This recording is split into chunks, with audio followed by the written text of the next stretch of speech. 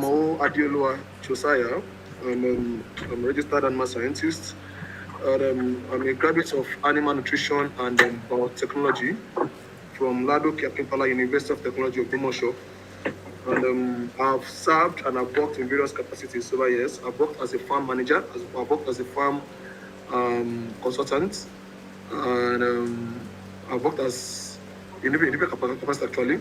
And presently, I am a supply chain associate with Afrimash Company Limited, and I work in the livestock category generally. So, and just like the topic here says, it says a profitable poultry farming strategies. Okay, so now, at the beginning, I was considering different topics for this session, but then I realized that we are at a point. We are at a point where let me come back to the screen. Let me come here. Okay.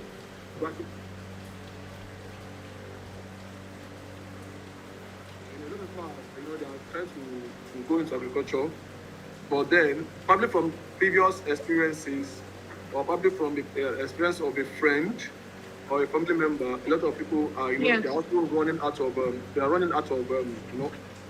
away from poultry farming, and also due to the cost of feed and other things involved. So a lot of people are trying to run away from poultry farming generally. But I hope that at the end of this session, I would be able to,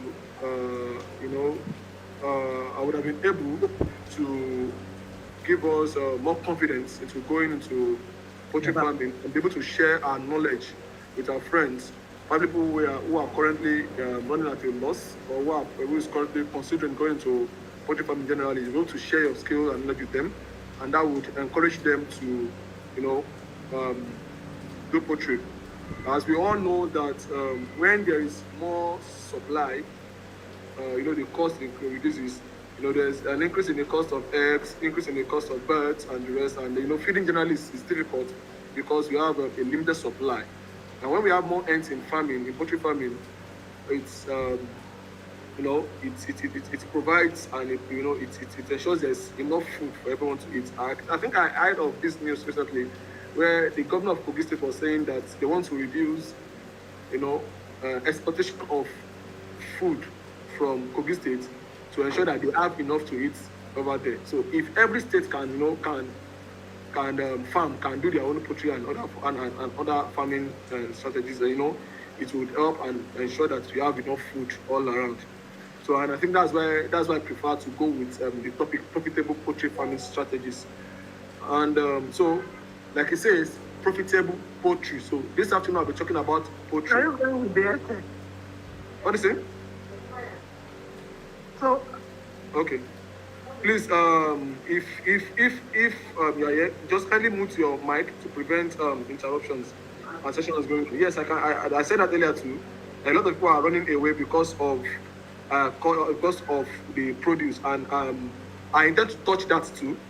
I intend to touch that in the process of this training, how to reduce costs. Is part of what I intend to talk about. And so I have some slide. I have a slide I've prepared here. I might be going out of the slides at times, because the slide is just to guide us. It's not saying what I want to say in full. It's just to guide us. Okay, so now shall we begin? Now let's start with an overview. Let me try to increase this. Okay, now let me start with an overview of the poultry industry. I said poultry farming has existed since the society began. And then the industry, like every other branch of agriculture in Nigeria, forms the basis of our culture. It's a way of life. Of course, everyone knows that it's rare for you to, go to a village or even an average family these days, and then you not find one or two poultry beds in their compound, except those living in estates and the rest. Even those living in estates has probably these backyard cages. That's where they raise one or two beds for their own personal consumption. So it's a way of life in Nigeria to have poultry around us. And then poultry started from the subsistence level where people reared birds for domestic purposes, and over time it has developed into a means of earning and income. And at 21 billion eggs per annum presently, Nigeria is the biggest egg producer in Africa and the second largest in chicken production, totaling about 180 million birds. Yet, irrespective of this, local production meets only 30% of the nation's needs for eggs and meat. So this is a great opportunity for more poultry farmers to enter the industry. So in essence, what I was saying is this, that of course, and everyone knows that at every point in time we have to eat, which means that you can never run into loss as a farmer because there are people that you need to feed. But I think one of the issues that is yet to be solved, that is causing loss on the way of farmers, is being able to push their products out there, being able to bring their food, their crops, their farm produce, the eggs, the birds, from the farm to the final consumer. I think that's where the issue lies. It's one of the things I intend to handle, to treat in the course of this training. Okay? And so let's go properly into the strategies. And one of the strategies I will talk about, the first strategy is to learn about the cost and creating a budget. If you are here with me, can I hear a yes, hi, or yes? You just tell me something that here with me. Hi, we are with you. Yes, like okay. We are with you. Okay, yes. Thank you. So as I was saying, I said learn about the cost and create a budget.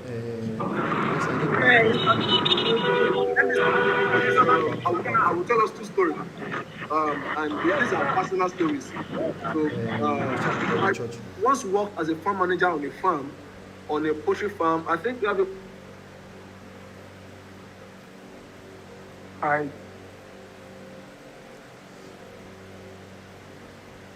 We can't hear you again. You are muted. We can't hear you from this side. Oh, sorry. Sorry, can you hear me now? Loud and clear. Loud and clear. Good. So as I was saying, I want to share a story. Two stories actually. So I once worked as a farm manager on a poultry farm in southwest Nigeria here, and the owner of the farm is a first-time farmer. That was his first time into farming, but unfortunately he didn't have good advisors around him. So in the first instance, he started on a large scale, being a first-time farmer, and then in the long run, the cost of feeding started to choke him because he didn't put into planning adequate feeding plan.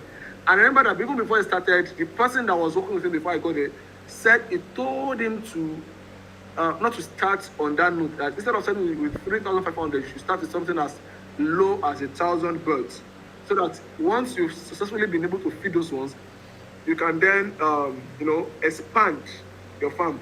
But he insisted, probably because of the influence of money, the influx of money was getting there, so he thought probably to always come in that way and stuff like that. So we started. But along the line, before the birds started laying, we started having issues. We started having issues on the farm, meaning that he could no longer feed the birds again. That he had to start asking for loans from people before he could feed the birds. And unfortunately for us, in fact, I think at the point he was telling me that she forgot what I was taught in school, and I should try to manage feed for the birds. And I told him something. I said, there's a particular amount of feed everybody's supposed to eat, and if you should try to ration or to reduce that, it means they will not produce at the rate they're supposed to produce. But if they're supposed to start laying by 18, 19, 20 weeks, they might start laying at 25, 26 weeks because of that feeding. And then in the long run, it's not a wise decision. So at that point, I didn't agree with reducing the feeds. And so I think along the line, the birds started laying. And then at that point again, the money was making got into his head, and he thought, oh, let me get a vehicle for the farm. At that point, I told him it's not time to get a vehicle yet, because the eggs the birds were laying then was just enough to feed them per day. We've not broken even yet for us to say we want to start buying other things on the farm. So let's just ensure that these birds get enough feed to feed themselves daily first before we start considering other things. But he didn't listen. He got the vehicle, and I think at a point I had to leave the farm. I think 2 weeks after I left the farm crashed. I think I got a call where they were telling me to come back, and I told them no, it's too late, I can't come back. So that is one. I will give us the moral of the story eventually. And the second story is my dad. I remember that my dad used to have a fish farm. Just one pond that can take about 300 fishes, at the back of our house. So my dad would just measure the feed with just about a tin of milk, and then throw the feed, and then the fishes will eat. And my dad was happy. He thought he was raising fishes. But alas, after 7 months, and when it was time to harvest, I think he met about maybe 20 fishes left in the pond out of about 500, 600 birds he stocked. Why? He wasn't feeding them well. And then, the fishes were feeding on themselves and stuff like that. So he didn't put into planning proper feeding. He didn't budget how to feed them properly, and that adversely affected his output. Now, going to poultry business, I think the last feed and feeding class that I discussed with those in that class, the amount of feed that a bird is expected to eat from day one to maturity. I think I gave the breakdown of the gram per days. And at the end of the day, we saw the number of kilogram a bird will eat from day 0 to maturity for broilers, and they will eat from day 0 to 20 weeks for layers before they start laying. So with that, if you know that let's say a bird will take, let's just say take 2 kg of feed from day 1 to maturity, then you try to analyze what is the cost of 100 grams, or the cost of 1 kg, multiplied by the amount the bird will eat to maturity. Then with that, you'll be able to get the cost that you need to raise that bird from day old to maturity. For example, you could, you can budget that. I know that a bird would eat or consume the feed of about 2,000 naira or 1,500 naira from day old to maturity. Then, so that means, if you're raising 500 birds, that will be times 2,000. So that means, and that's 10, 1, 2, 3, 4. So that's about 10 million naira to raise that kind of birds. So that means as you are starting, you should have your 10 million naira at hand, or at least 80% of the 10 million naira at hand, so that along the line, you will not get choked with the cost of feeding. And that brings me to my first point on my presentation here. I said, know the costs required to determine the size of the farm and the scale of operations. You don't need to start with 1,000 birds when you know that all you can afford to raise is just 200 birds. If you set to raise 1,000 birds when all you could raise, when all you could handle is just 200 birds, it would, of course, it would have an adverse effect on your output, because that means you'll be underfeeding your bird, and it was well result to loss of birds and other things. And as well, know the scale of operations. What can you afford? The size of farm that you have, how many birds can you take? Don't raise 1,000 birds on a farm that can take just only 200 birds, because you feel like raising more birds. Okay, so now, number 2 point, I said, choose the types of birds to raise. So, know what you can afford and know what works for you. Sorry, please. A minute.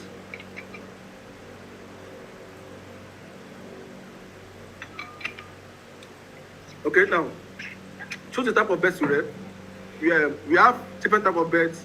Poultry birds. We have broilers, we have layers, we have noilers, we have cockerel.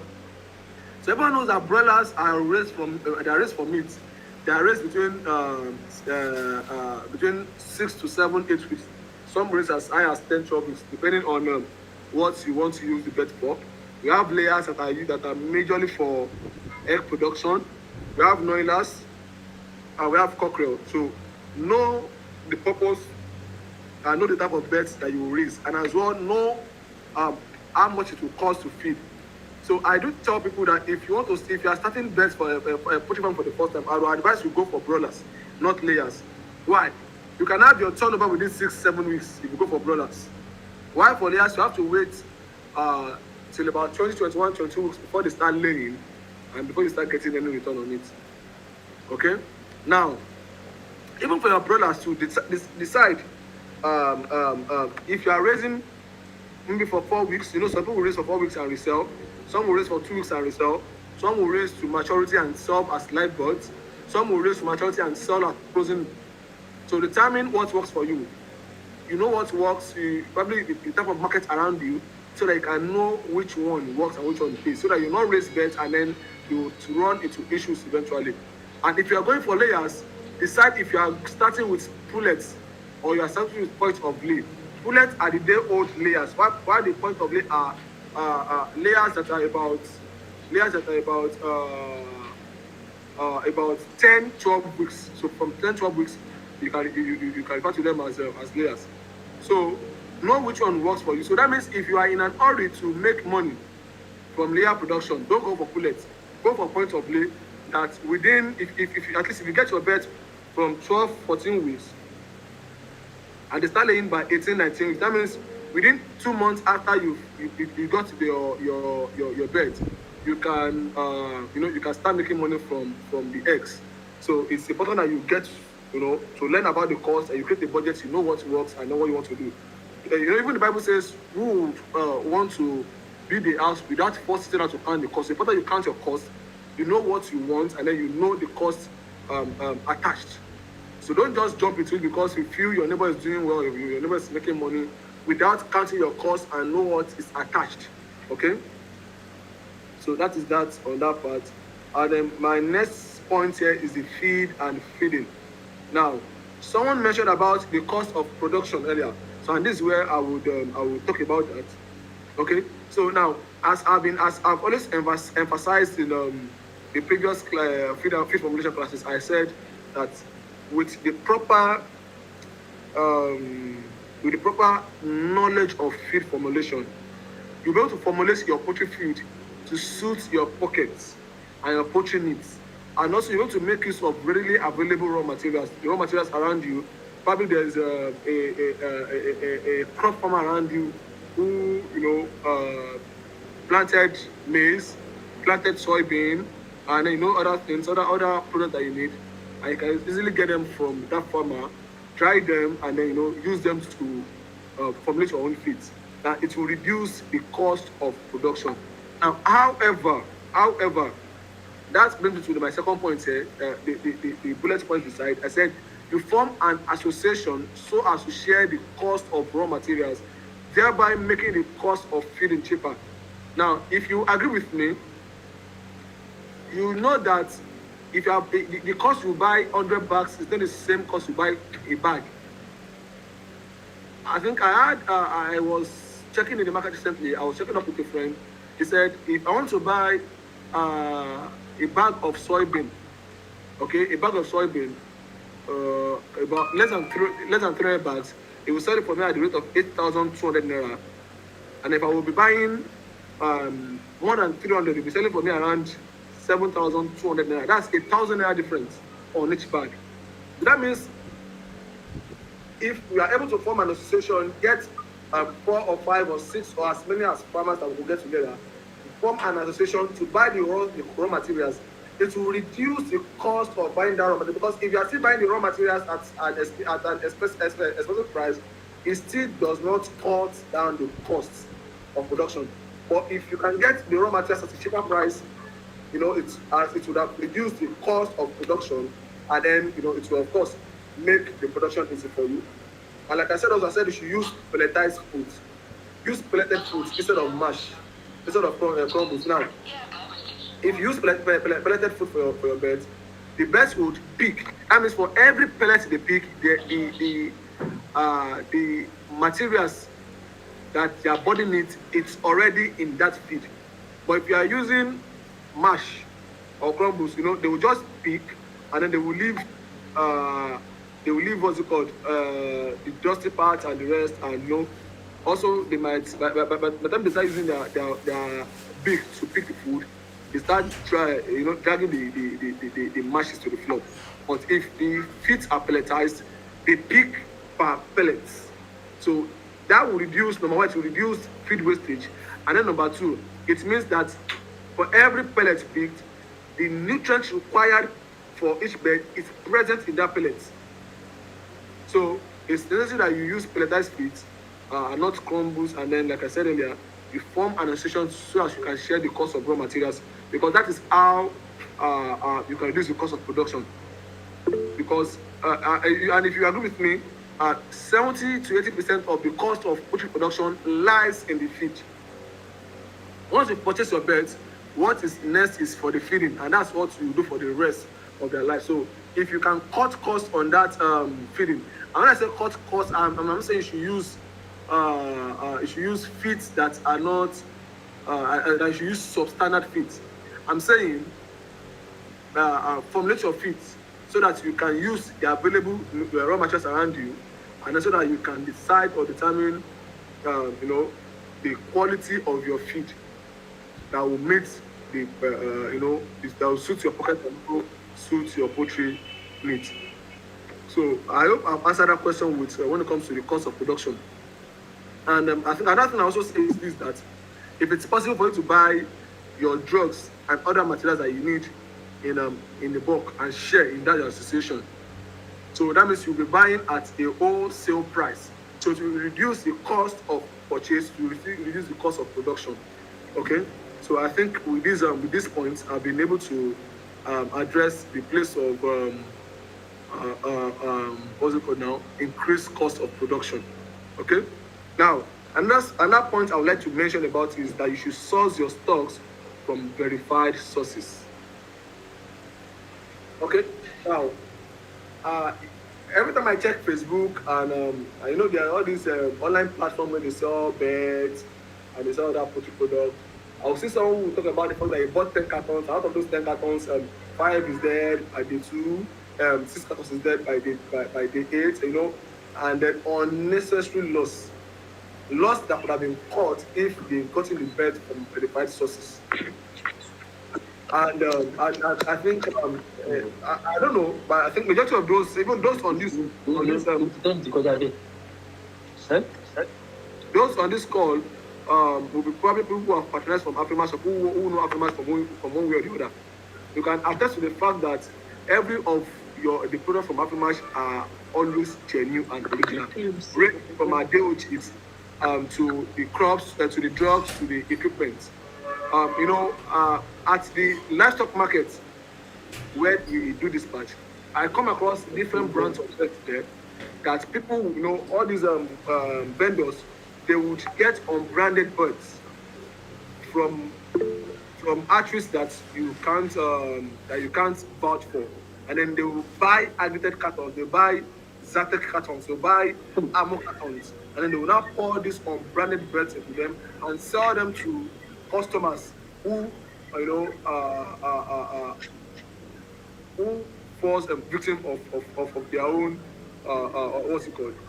So now, but if they purchase their best from sources like Afrimash, yeah, they've been something that they are getting their best from the original source. For example, okay, so let me just introduce Afrimash to us briefly. Now, Afrimash is an e-commerce company. We don't produce ourselves, but we are that gap. We bridge that gap between the producers, the vendors, and our customers, which are the consumers. So we have pacts with hatcheries, with vendors. We have pacts with them, which made them supply us original products, and then we in turn supply our customers. So that means there's no brand of birds or no brand of drugs or equipment that you want that you cannot get from Afrimash. We have a lot of them in stock that works with us. If you check our website, you see different products from different vendors, from different farmers. So even your feed, even if you want feeds, we supply feeds to directly from the feed mill, meal, top feed, mention it directly from there down to your farm. And even our day chicks, we get them directly from the hatcheries. And not only that, we realize that Drivers tamper with the quality of birds that are being sent. So Afrimash devised the method of using zip ties instead of using straws. We don't use straws, we use zip ties. That zip ties can't be broken. Once it's broken, if anybody tries to remove that zip ties, it's either you destroy the zip ties or you destroy the carton. And we always tell our customers, once you receive your birds and you see that the zip ties is broken or the carton is broken, please ensure you return it back to the driver or you reach out to your account executive so that we can know what happened.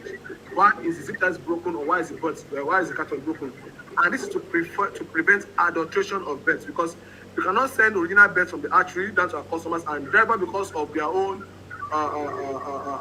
what's it called, greediness, they swap birds and then in turn give customers fake birds. So to prevent that, that's why we made provision for the use of zip ties, so that nobody can come in contact with those birds until they get to the final owner. And I also have here, I said you should get necessary help and skilled workers. Get necessary help and skilled workers. I came across a post about 2-3 weeks on Facebook. From the all indications, from the explanation the person was giving on that thread on Facebook, it was evident that these birds were dying from Newcastle. But then when I checked the comment under that thread, a lot of people there were talking about its stress and the rest.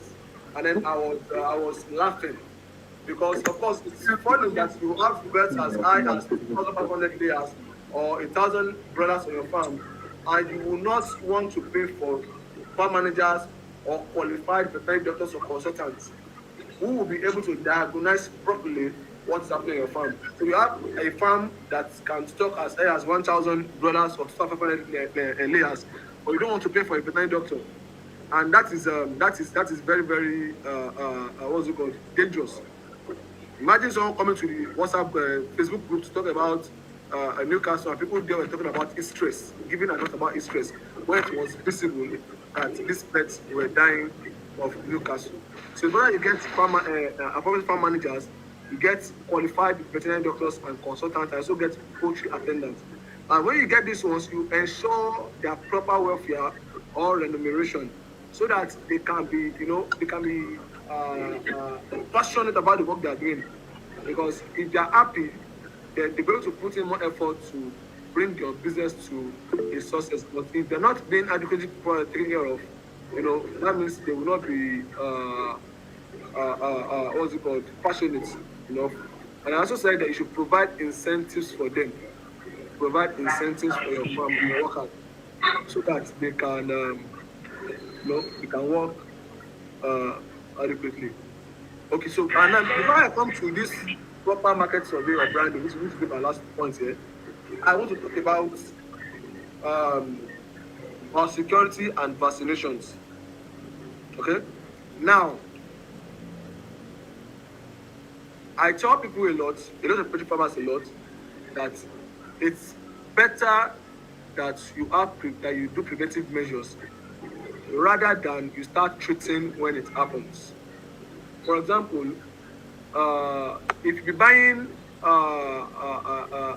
Lasota 1,000 doses, the cost of buying 1,000 Lasota doses is just about, let's say, 1/10 of the cost that you could spend to treat Newcastle on your farm.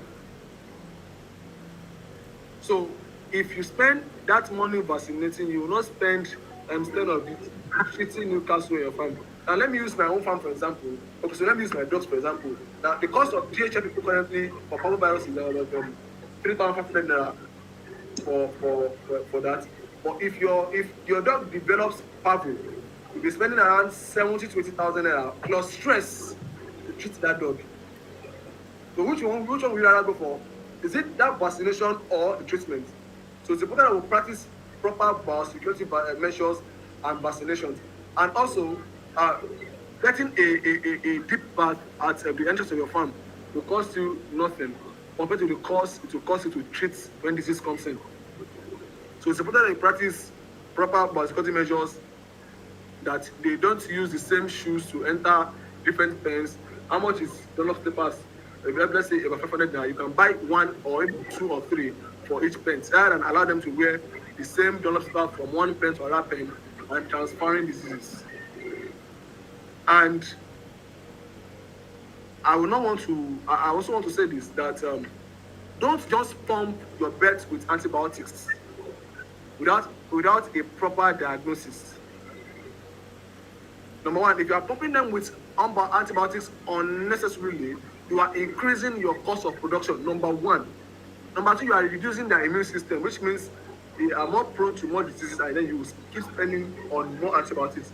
Number three, it means the byproducts from your farm would have been contaminated by antibiotics. So it's important that you practice the biosecurity measures and vaccinations. And okay, so I will just leave that for now. So ensure you practice proper biosecurity measures and vaccinations to prevent you having to spend more when there's an outbreak of disease. And finally, here, before I take questions, I said you do a proper market survey or branding.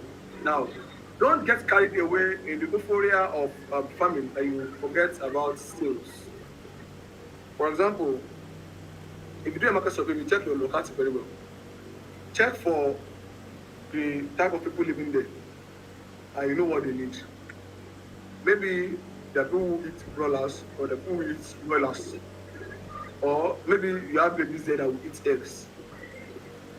Now, don't start without having a proper target market in mind. If you start without a target market in mind, you find out eventually that you have raised your bets and then you will not have a market to sell to.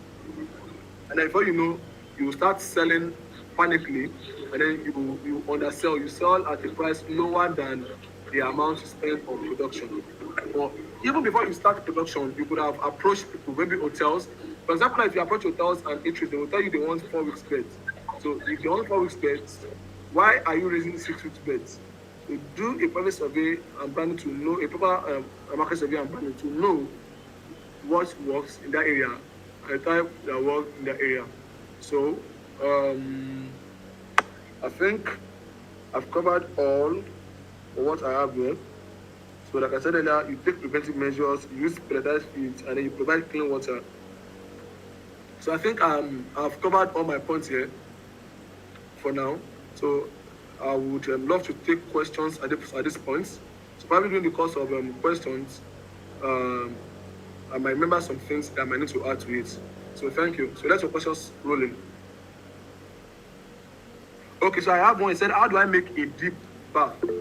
So a deep bath is okay. Someone says let me just address this first. A deep bath is just like you are creating a hole at the entrance of your pen or at the entrance of, in fact, you have one at the entrance of your pen and one at the entrance of your farm. The one at the entrance of the pen will be as small and just not that deep and not that big. Something that will contain liquid disinfectants they can put in them that people can dip their feet, their shoes into before they enter into the pens. You can as well have the same at the entrance of your farm. So that, it that won't be as deep as the one at the entrance of the pen, because that one means that is the one through which what's it called? Vehicles that come into your farm will run through. So that their tires can also be fumigated as they are coming. So you will put the disinfectant in the bath, and then as they are moving, the tires is being rolls and move in that disinfectant, and it's being fumigated before they come into your farm. And then as they're coming to your farm, the driver, whoever is coming, they are changing their clothes into an overall on your farm. This will ensure that the clothes that's probably been to a farm, an infected farm, they will not bring the same infection to your farm with that same clothes. So that's how to make a deep bath. Okay, so I have some raising their ends up here. Okay. Okay, so I have Drew Jaye Okodu here. So please, Mr. Drew Jaye, can we have your question, please?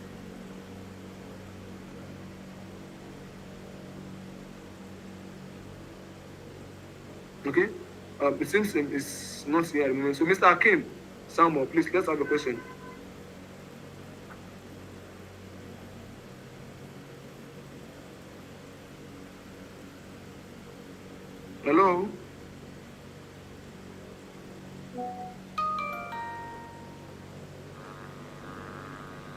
Can you hear me? Mr. Akim here, I said you can have, let's have a question, Mr. Akim.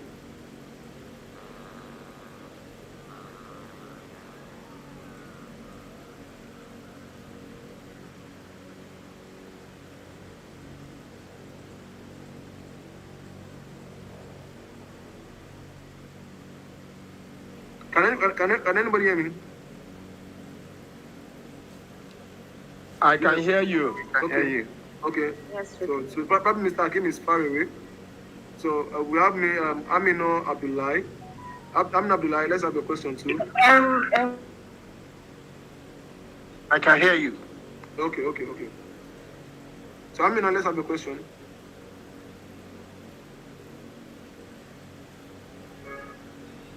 Okay, I have some questions here. Yeah. So I've answered how do I make a deep bath. So someone said, what's the procedure for a successful vaccination? Okay, now it's always advisable that if you be vaccinating your pets, except they are how do I make the... Can you hear me? Yes, Can you hear me? I can hear you. I cannot hear you. Okay, please, how do I make the something? You said something about bait. Is it water bait, like for the entrance of the farm? Yes, I answered that earlier, but I'll say it again since you were not here when I answered earlier. So Yes, I did not get you. I'll take it again. Okay, so but before then, let me answer this question about successful vaccination. I said, except you have little birds on farm. If you have birds as high as 200, 300 birds on farm, I will advise you get an experienced hand to handle your vaccination. Because vaccination is an important aspect in poultry production. If it should go wrong, it would affect, it will definitely affect the output on the farm. So it's important that if you've not gone through any training before, or you've not done before on your own, you should get someone to handle that vaccination for you. So don't just do it on basis. It's not something I can just say you want to watch a YouTube video for to do it. It's something that you must have experienced. So probably by the time you get someone to do it, you can tell the person to teach you on your farm to know how to do it. But at the same time, I will ensure that it's someone that is certified and then you learn properly. Don't just venture into vaccination if you've not done it before or if it's someone who doesn't know about it before. Just imagine if you want to, what's it called? You want to run your house wiring or you want to connect your house to electric source, and then if you can't just carry a ladder and then you want to climb the pole yourself without having the necessary skills and knowledge. It's the same. You could find yourself electrocuted, and that's what you could electrocute yourself in your business if you carry the vaccination yourself without having proper knowledge. Okay.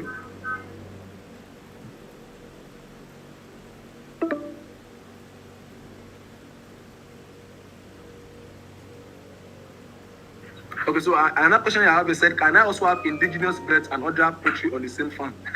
Well, having indigenous birds and other poultry birds on the same farm is not advisable. Why? The reason is because indigenous birds have higher, how do I put that now? Resistance to diseases. So you guys, I can't remember ever seeing any local birds having Newcastle disease or whatever, because they have natural immunity. They are resistant. But your poultry products, your poultry birds are improved varieties, improved breeds. So if you are raising both of them together, the local ones, the indigenous ones can go out there and bring disease to the farm that those ones are not resistant to. So it's not advisable. I won't advise that you have both on the same farm. And then the next question, someone said, how can affected farms with Newcastle be disinfected, or what can we use to solve the problem in case the farm is infected with Newcastle already? Okay, so now, if the farm is infected with Newcastle already, before you stock, for your next stocking, number one, you disinfect properly.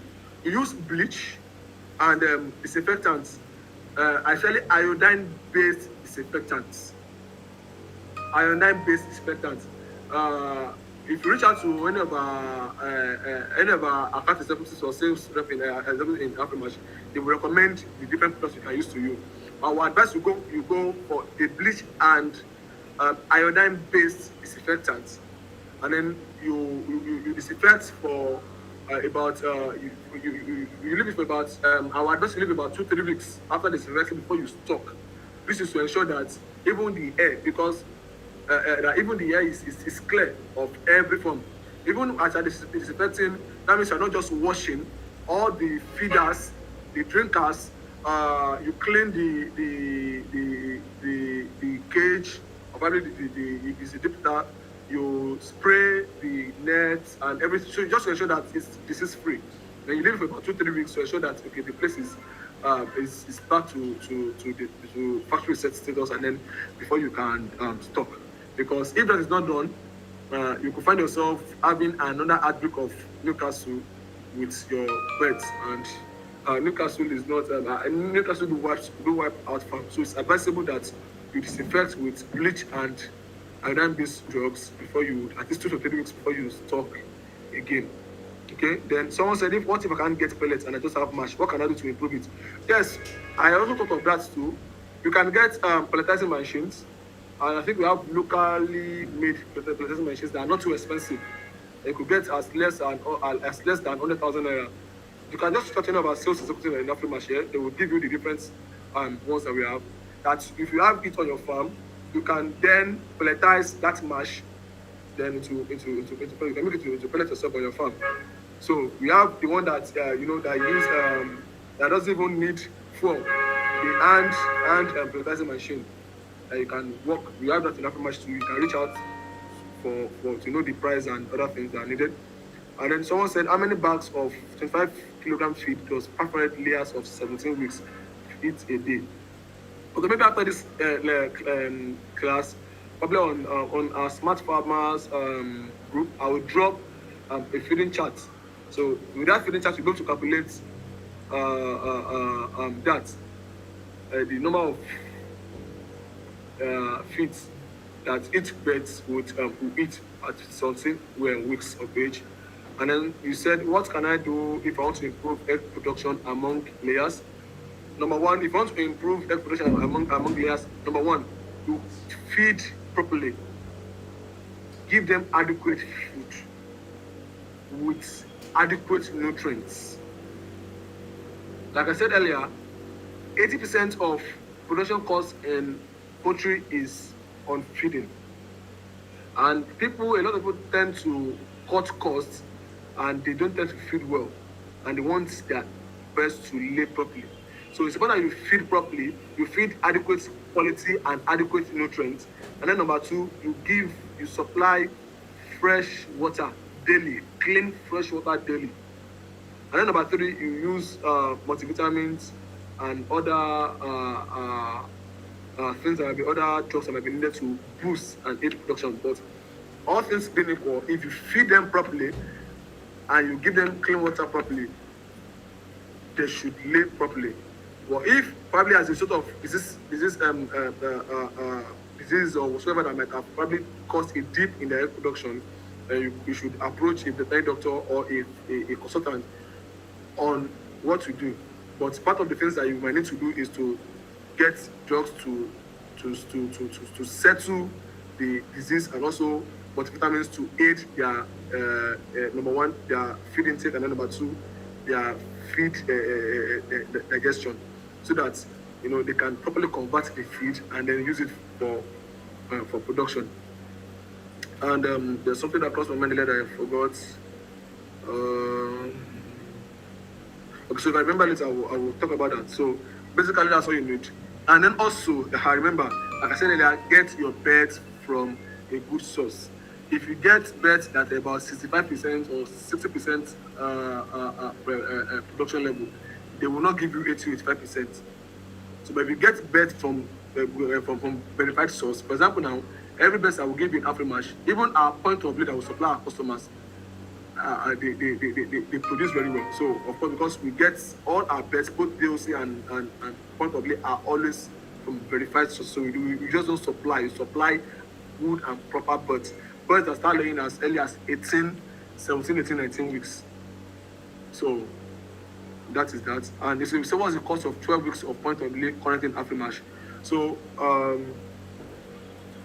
Currently, 12 weeks point of view currently in Afrimash is 3,250 naira per bird, and that is minus logistics. That is minus logistics. The logistics is dependent on your location. But I can tell you as at this time that the cost of point of lay is 3,250 naira. And of course, you know that out there, point of lay is very, very expensive. At Afrimash, because we want to make farming convenient for people.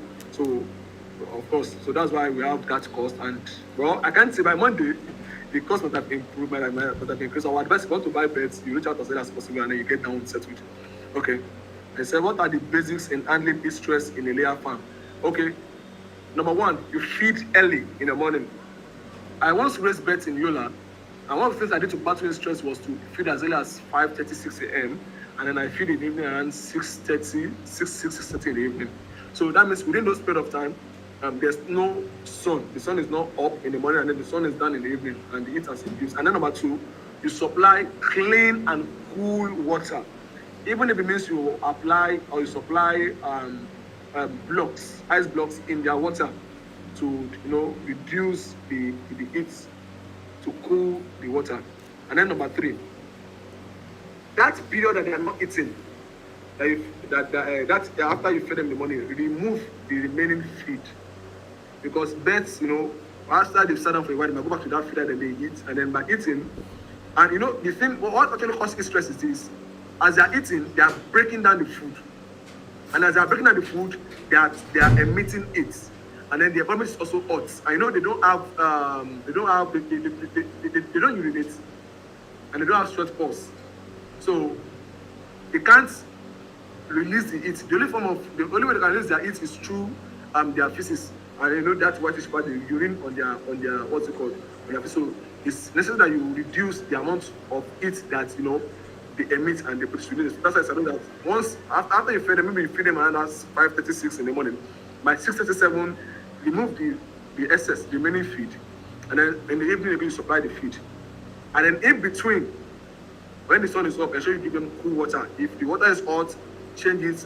Supply ice blocks. Just ensure the water is cool, and they have cool water to drink all around. So that way you would handle stress. And so you also get some multivitamins for them to also help them battle heat stress.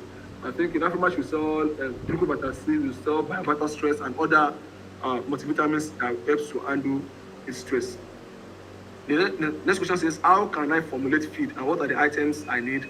I'm leaving the business because of the cost of production. Okay, so I will not talk about feed formulation in this class. Probably in some class I'll talk about that. But even at that, I think at the beginning of the class I talked about the fact that you can form an association to buy raw materials. You can get 2 or 3 or 4 or 5 farmers around you to buy to contribute to buy raw materials to reduce the cost of buying, so that you not bear that cost alone, and then that way you can then formulate your feed yourself depending on what you want. So then you can then share the feed amongst you. So if you need to buy a ton, or let's say 10 tons of maize, and you can't afford that, if it's 10 of you, that means each of you will be contributing money for the cost of 1 ton. The same thing for soybean, for every other ingredients needed for the formulation. So it makes the formulation cheaper and easy for you. Okay, so maybe I might set to drop probably a feed formulation for you on the group, on the Smart Farmers group. So that will have the comparison about the percentage of the maize, the soybean, and every other ingredient needed. But then you formulate feed, like I said earlier, that suits the needs of your birds. What are the type of birds you are raising? Is it a layers? Is it broilers? Is it layers? Is it noilers, or whatever? Or even cockerel? You formulate according, even if it's stocky, you formulate according to their requirements, not according to your own cost. According to your requirements, then you can then decide to share costs among your fellow farmers to reduce the cost of production. Please, I'm not in the Smart Farmers group, so after this training, you can just reach out to. Okay, so Damian will reach out to you after this class. Damian, just refer to Coach Marvel's surgery to add to the Smart Farmers group. I sent the group links in the comment section. Everyone can check it. Okay, so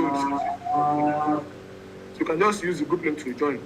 They said, how do we join the group that you'll be dropping the feeding chat? You can join the group. So I want to know if I can always bet with local apps.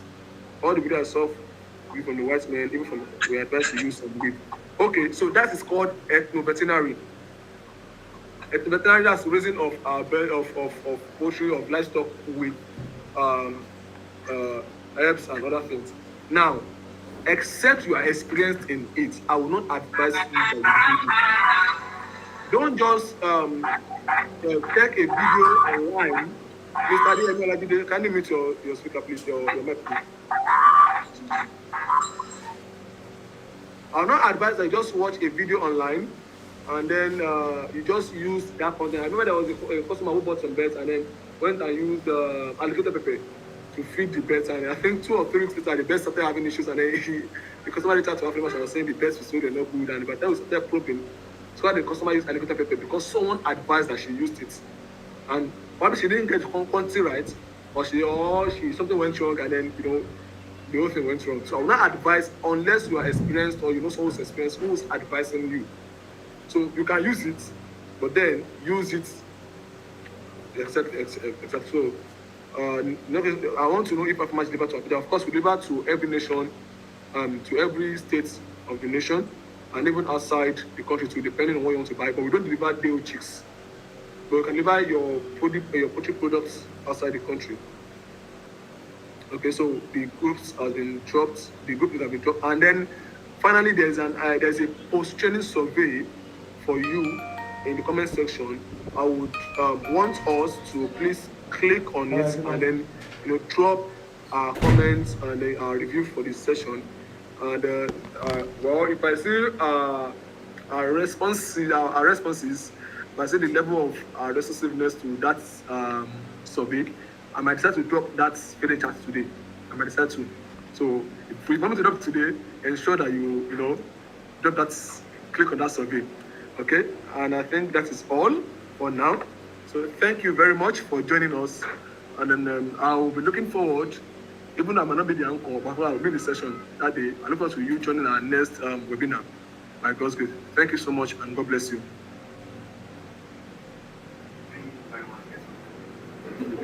Thank you very much. We appreciate.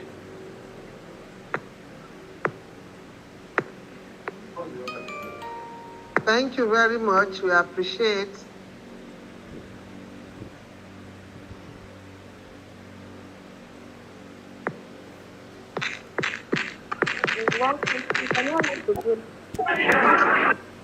Thank you very much. We appreciate.